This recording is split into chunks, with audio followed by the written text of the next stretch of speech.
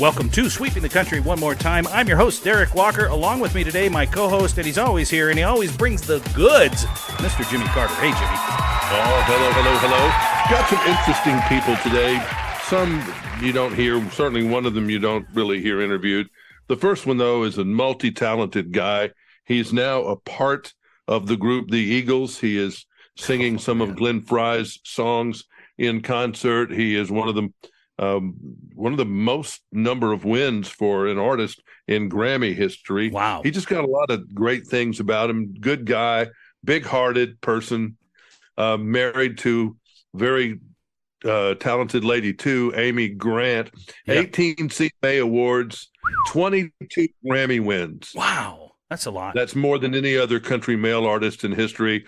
A member of the Country Music Hall of Fame, inducted into the Guitar Center Rock Waltz by Joe Walsh of the Eagles. Yeah. And he and Deacon Fry, have been filling in for Glenn Frey in his absence. So what can you say? We had a chance to sit down. It's been a while for a long TV interview, but we did a little bit of chatting back in 2007. Vince Gill. I like to start my interview off with Grammy winner Vince Gill. If you ever die, they're going to say that, Grammy winner Vince Gill, but I guess there will be worse things they could say. That's what they're going to carry my casket with, is the Grammys along the side. Well, 15, that is really unbelievable. And it's not just someone in country music that votes for some of those, is it? No, I think it's a pretty interesting group of people that wind up voting for Grammys, because I think a lot of times Nashville looks at the Grammys and say it's not very representative of what's going on in Nashville, and that always kind of stings a little bit, because I've won so many Grammys. But I think it's a really neat broad section of musical people, and I think what's good about it is that it's not necessarily as much of a popularity contest as some of the other award shows can be. And so I know there's people like Sheryl Crow and Sting and all kinds of folks voting in categories and voting for records they like. It's pretty frightening. I think I've known you now 27 years. I figured that out today. And I know that we all go through in our lives, as we go through our careers, we come in peaks and valleys. You've been very blessed with your career. And I think that, in my opinion, you're kind of recharged. I think this last ambitious album got you pretty excited about being back out there on that stage again. Well, I think that it's real easy to, I think it'd be real easy to assume that. In all those years that maybe I wasn't at the forefront, that maybe like I once was, that nothing changed. The desire and the drive to still write better songs and make better records, that never went away. I just think that we live in a culture where things ebb and flow, and peaks and valleys in an artist's career, and mine has slowed down a little bit over the years, and as they all do, and I don't know that I was any more motivated by this record than any other. What I was I felt free. I felt a freedom that maybe I haven't felt in a long time, to just do whatever I wanted. If it was to have a record with a jazz song on it, it had a jazz song on it. If it was bluegrass, it was bluegrass. I mean, you feel free to be an artist. I always have. I really do. I don't think that there's been any point of my career where I said, well, I probably sold out in this era or this stretch of time. I always felt like I was still trying to write great songs and make great records throughout all this. When we were watching a moment ago Merle Haggard on television, I think the most impossible thing to do in the music business is really longevity. Most people don't last 2 or 3 years, 5 years. I mean, to be around a long time is difficult. I think it is, and I think that if you look at artists that have longevity, you'll find talent at the end of the day, and people that really are gifted, and Johnny Cash, for nearly 50 years kept showing us what art looked like, and Willie Nelson and people like that I just think that, Eric Clapton would be a great study, and since the 60s has still been making great records and influencing people, and that to me is the bottom line. At the end of the day, you can I always tell my kid who's kind of interested in getting in the business, I said, you can get the door open any way you want. I said, but once you get it open, you better have some talent, once it's open. How good has that guitar been to you? Which one? Anyone. I know you have several. How that fact that you're a guitar player, that you don't have to just lend on your singing. I mean, you're a great guitar player. Well, I think it's a great comfort knowing I could make a living just as a guitar player and play with somebody. if I had to, if I lost my voice or was not able to sing or lost my record deal or any of those kinds of things that might happen. And I think I've always approached my career from a different place because I am an artist, but I'm a musician first, and they kind of coexist. When you go out and face a crowd, I know all the crowds are different. Right before you go on, are you a butterfly kind of guy? I mean, even Eddie Arnold told me he got little butterflies before he goes on stage. I know you don't seem too butterfly right now as we interview you 2 hours before you play. I've always had a pretty easygoing demeanor about all this. I think that there's still in everybody that's crazy enough to stand up in front of people and play or sing and hope for something to be received after you get done. You can't ever get past, no matter how well you do or how poor you do, you can't help but want that something coming back after you finish, and you want them to like you. You wouldn't stand up there in front of people and do this if you didn't have a hope and a wish that they liked what it was that you're doing. What's been the coolest thing about this job when you think about it? Is it meeting some of your heroes? I mean, what has been the thing? I know you do a lot of charity work, which I think is very nice and needs to be recognized, but what's the cool thing for you in this job? No hard labor. Mm-hmm. No heavy lifting. A lot of it is, I think I was talking to Amy the other day, and I said, what's interesting about a musician is There are 3 simple changes I tell all of my arthritis patients to make. Number 1, you have to start drinking more water.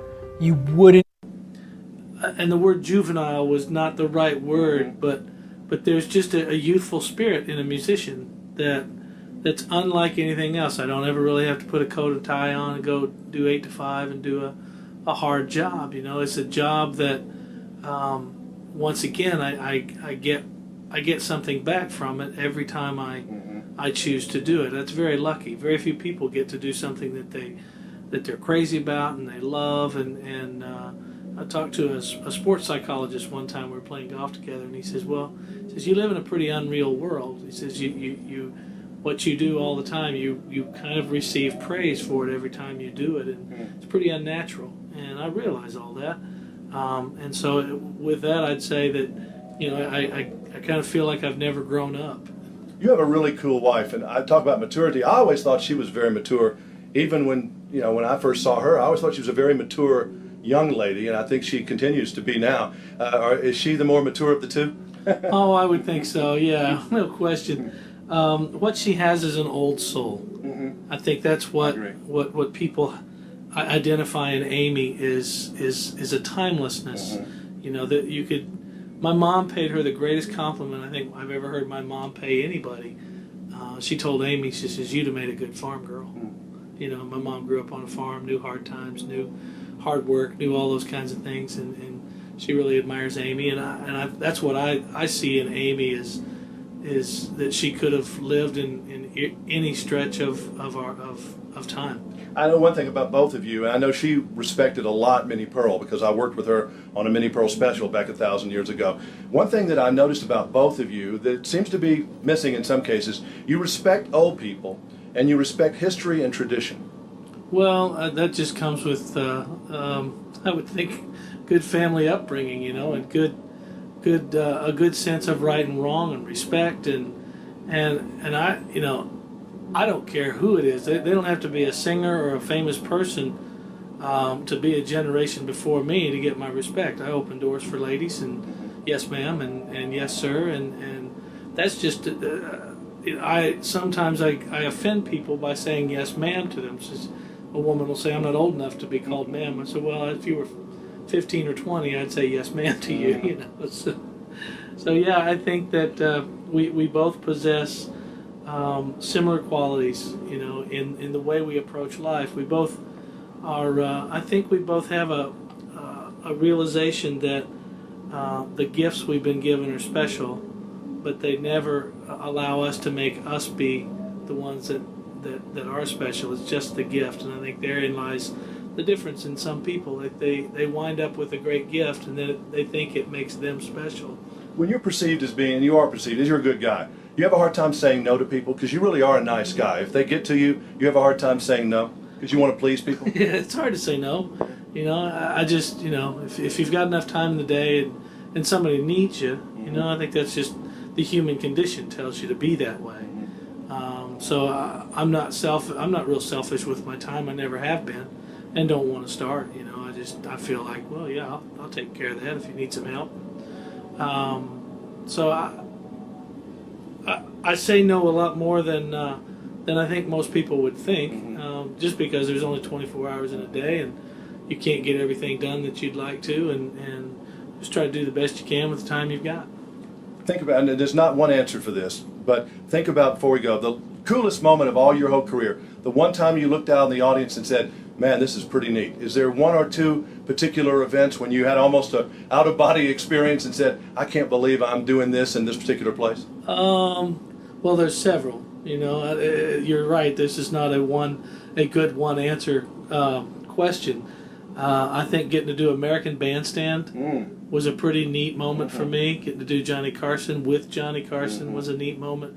There's all kinds of things, you know, that I never would have expected I could have done. Playing that Eric Clapton Guitar Festival was, I think you told me it was pretty cool. Yeah, it was extremely special because it's, you know, it was chock full of people I admired and learned how to play the guitar from, you know, and I never thought I'd meet a president. I never thought I'd, you know, be on the Grand Ole Opera. I never, you know, and then through it all, I married a beautiful woman and I have a kind soul to share my life with, and that's maybe the best of all. There's probably a country song in there somewhere if you were right on that legal pad. Grammy winner Vince Gill, thank you very much. You know, he was one of the first stars I ever met when I started DJing country music, which was, 17 years ago. But I loved him then. I thought his music was great. His wife is great. Then he steamrolls through life. He's a great guitar player on top of it. If you haven't seen him live, and you do see him live, you'll know he's fantastic. Yeah. And then he joins one of the greatest rock bands, Southern rock, of all time, and everybody seems to just accept him. Like he's not the original, but they're not balking. They're going to see the Eagles. People are going to see it, and they like it. Well, they respect, the Eagles' choice of someone who is so talented, got such a big heart, not a showboater by any imagination. Agree.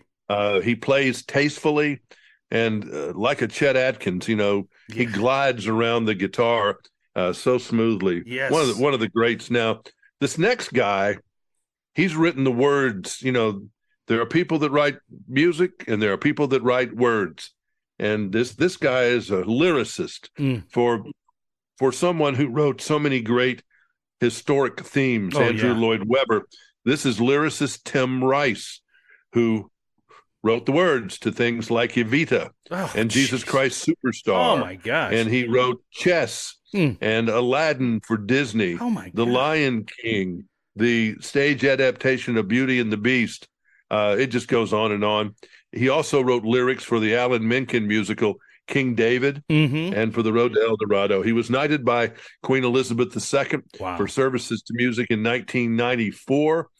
He has a star on the Hollywood Walk of Fame, a member of the Songwriters Hall of Fame, a Disney legend, one of 16 artists who have won an Emmy, an Oscar, a Grammy, and a Tony in the United States. The gentleman, Sir Tim Rice. Well, Tim, I understand you like country music a little bit. That's quite an honor for someone who's I love country music. Yes, I would love to write a couple of country hits. So it would be a dream come true. I think my love for country music began with the Everly Brothers, who were pop when they broke in England, but their roots are in country. And to this day, I don't think anybody's made better pop records consistently than Don and Phil. Definitely, you British people are consistent in that you love the country music. I mean, John Lennon was a big fan. Paul McCartney, couldn't wait to get to Nashville to record. Right. Ringo Starr, even as soon as he got out of the Beatles, he was, Act Naturally. The Buck Owens. But the English people like very traditional country as opposed to a lot of this modern slick country, right? Yes, I think in the 80s, country got a bit sort of middle of the road and poppy for British tastes, but now with a lot of the new, more, it seems to me that in the 90s, the last 3 or 4 years, there's been a return to truer country values, and the sort of the great voices of the 60s like Merle Haggard and George Jones, their sound is coming back in a different way through people like Garth Brooks or Travis Tritt, Alan Jackson, all these people. I mean, they're all doing stuff that, to me, certainly seems more real country than some of the stuff a little bit before. But you still can't hear country music in England a Not lot. really, no. Radio 2 plays it a couple of times a week, but and that's about it. It gets played as if it's pop. There is a country program on Radio 2 every evening, every Thursday evening. But you're right, there isn't a lot of outlet for it. But An Achy Breaky Heart, for example, ends up being top of the pops. But people would buy that thinking it was a pop record. There's no real country. I mean, there are a few die-hard country fans, quite a lot of them indeed, but there's no real automatic big market for someone like Randy Travis or Garth Brooks or Winona Judd, people like that who sell millions of records here, zillions of records. But in England, they don't really mean very much. They'll sell out one night in London if they come, but they don't have that huge, broad base. Sad to say. I enjoy watching your work. I remember Jesus Christ Superstar it stirred things up over here because it was pushing, people hadn't thought of anything quite like that, but it turned out okay. Yes, it was, I suppose at the time one or two people thought it was rather shocking, but it was really the title, I think, that probably shocked people to begin with. And once you got into it, anybody with any intelligence would realize that it wasn't really saying anything particularly outrageous or indeed even anything original. It was just telling an old story in a new way. And we had a few nuts writing us letters saying you will rot in hell, but 99.9% of the people seemed to love it, and of the people who listened to it at all. And I think on the whole it had a very positive reaction. I was going to say, I found it actually very inspiring. Well, an awful lot of people did write to us in those days, and indeed still do. I get letters from people even to this day saying, it really made me think more about the story. That wasn't our aim. We weren't trying to convert people one way or the other. But it's always nice when somebody writes you a letter and says, I really thought about it as a result of your record. And you have a work that has a resurgence going on now. It didn't do that well when it came out. Joseph and the Amazing Technicolor Dreamcoat. I mean, it didn't do bad. It was on the heels of Jesus Christ Superstar, but now Donny Osmond's on the road with it in Toronto, I know in Minneapolis. It's doing great. Well, in fact, it was written before Superstar, and in England it's been a sort of hit on the road forever. It's a staple of schools, but it's now being done in a big professional way, and it's been a big hit in London. It's still running, in fact, starring Jason Donovan, the Australian singer, and the show has been recreated in Canada and now in northern parts of the United States with young Mr. Osmond, who was a huge star in England in the early 70s. You've gotten involved now in the world of animation with these guys, and that's quite a different thing from a stage play. I mean, really, is it that much different, really? Well, of course, there are new disciplines, and I think the main difference is that with an animated film, every frame has to count. You haven't got the luxury of saying, I want my character to get on stage and do 5 verses of this song because it's a great song, therefore let's give her 5 more verses. With an animated film, you're really restricted. You've got to get the point over much quicker. You can't waffle. You've got to hit home, advance the story, and do something with every single line, which is often the case in a theatre, but it's a much tighter discipline. But in essence, at the end of the day, when you go and write a song, you're at your same desk, it's the same brain, it's the same process. Are you an endless well, or do you ever get tapped out? Just say, I'm a blank sheet of paper today, it scares me to death. Sometimes you do find it very hard to get going on something, that is true. But by and large, the old cliche about it being 10% inspiration and 90% perspiration is true. You've got to sit down and say, by the end of today, I will have written 12 lines. They may not be any good, but at least I'll absolutely do that. You find yourself copying yourself accidentally sometimes? Sometimes I find I've used that before somewhere, but that's not as bad as copying somebody else accidentally. Yeah, that's true. I won't sue myself. And I guess that's always a danger too. I mean, George Harrison, everybody, has had the trouble at one time. That's true, it is a danger. It seems to be something that is almost unique to composers. I don't recall, I'm sure it's happened, but I don't recall a major case of somebody suing somebody because of a lyric. It's always the tune. It's the third note carried too far or something. I've noticed lines of mine that have cropped up in other songs, and I'm sure I've done the same. And sometimes in lyrics I've had a deliberate tribute to a song. But basically lyricists seem to be fairly free of legal suits. I'll probably get 20 or 30 now. Yes, everybody write in. You've heard this song before. Jesus Christ Superstar. It came from a rock song. Nice seeing you. Thank you. Nice to meet you. Come see us in Nashville. I'd love to. It's a songwriter's town. I would love to go there. I went there once and actually met up with Don Everly, which was great. So I will come there again. I'd really like to go there. Yeah, one of the 21 richest musical millionaires in the United Kingdom. I would venture to say that most people wouldn't even know who he was when you mentioned his name. Right, they wouldn't. Yeah, you're right. It's incredible, incredible. And he's just one of those behind-the-scenes people. Mm-hmm. He's not a performer. Yeah, right. You know, I guess, I don't know if you'd say he's a poet. I didn't ask him that. Should have. I think what he he is. considers himself as, but he's a writer. Yeah. And that's what he does. He writes. Talented dude. Plenty of great songs, and we obviously talked about Jesus Christ Superstar and a few of those. Great. And then this next person, you know, some people get to play one role in their life that really is the role that was made for them. Mm-hmm. And the role of Loretta Lynn was made for Sissy Spacek. Indeed. She became Loretta Lynn. She did. I mean, this lady was also Carrie in 1976. Oh, I forgot about that. And she's been in a lot of other really fine movies. But when they did Coal Miner's Daughter in 1980, Sissy Spacek, I don't think she ever recovered from it in so many ways. She was very close to Loretta. Loretta absolutely chose her to be that person. And very few people have been able to do. And when you even listen to Sissy, she's from, I think, Virginia, somewhere over in there. Mm-hmm. And she sounds like somebody. She almost sounds to me like Loretta Lynn. But here she is, you know. And again, what all these three people have in common is their music is such a big part of their life. For Sissy, music became part of her life because of Loretta Lynn. Well, let's talk about that for a second. We were talking about how Tommy Lee Jones said the other day that Coal Miner's Daughter was, he thought, the best movie that he ever did, and he's done a lot of movies since then. And I said, well, that was a good Tommy Lee Jones movie. He said, nope, that was a Sissy Spacek, Loretta Lynn movie, not my movie. That was a Loretta Lynn movie. That was a Loretta Lynn, Doolittle Lynn movie. Tommy Lee was great in that. My performance would have been nothing if it hadn't been for him. Do you feel the same way about that movie that he does? Yeah. That's your most special movie? Yeah. I had the most fun making that, and you know, Badlands was a film that was a real turning point. It was an important film in my career, but those two, Coal Miner's Daughter and Badlands, are the two that really changed things for me. Was Coal Miner's Daughter a performance for you that you felt like, you know, like maybe a baseball analogy, that you connected really good and hit the ball over the fence? You know, we worked so hard on that. We did it in 9 weeks and doing all the music live and moving to so many different locations that we never slowed down enough to think. When it was over, we were just sad because Tommy Lee and I both loved being those characters so much, and we knew that that was it. We couldn't be them anymore, or we would be put in the loony bin. Yeah. I didn't want to stop being Loretta. It was terrible. It's always interesting when movies come along that are special, you know. Sometimes it's just a job, and then sometimes it's a little bit more than that.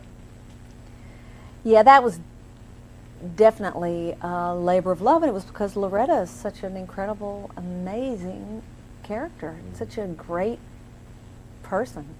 You seem to be working a lot again. Well, my kids are getting a little bit older.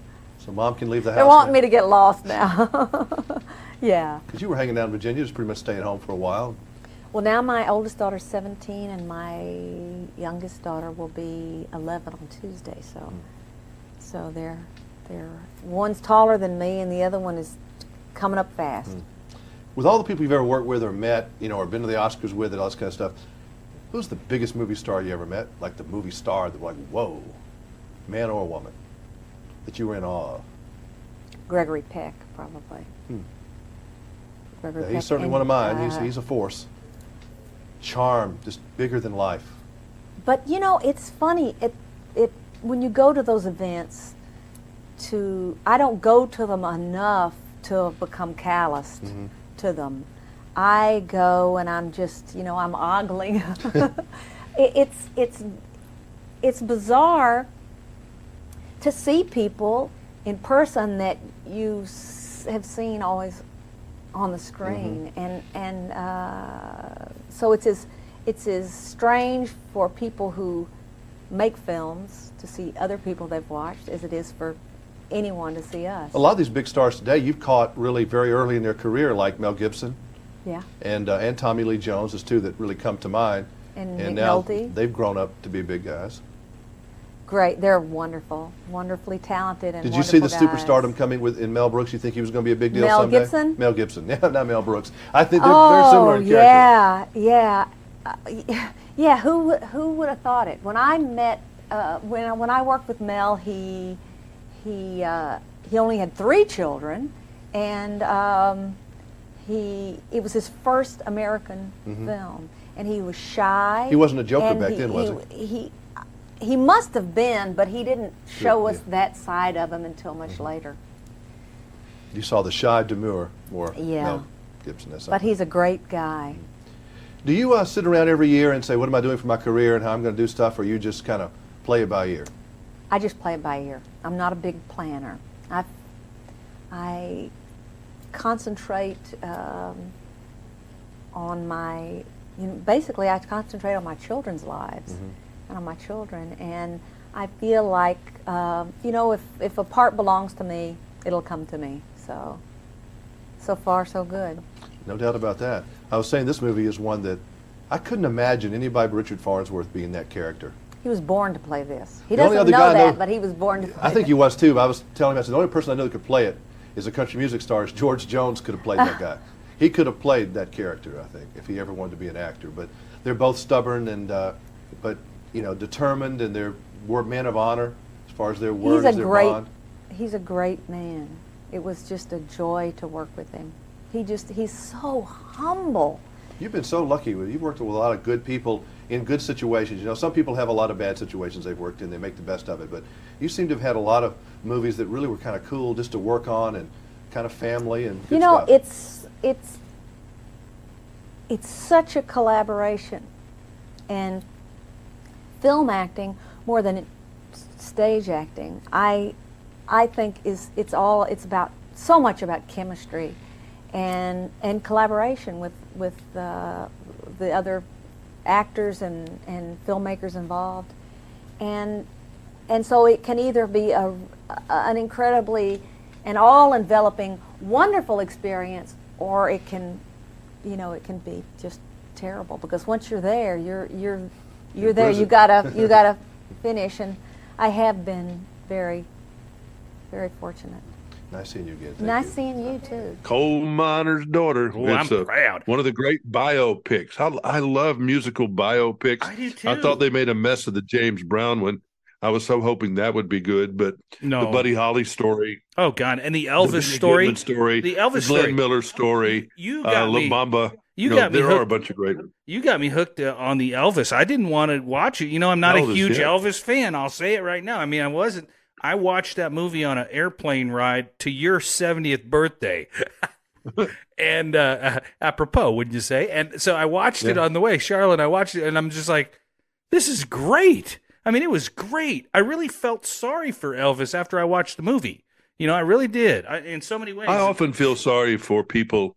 Well, I tell you who I really felt sorry for recently is I finished the 10 episodes of season 5 of The Crown. Oh, yeah. And I said, the saddest bunch of people I've ever wanted to spend any time with. I mean, you feel sorry for Queen Elizabeth, for everybody. Right. Person there, you don't feel, certainly for Princess Diana, but for Charles, you feel bad for all of them. You do. I agree.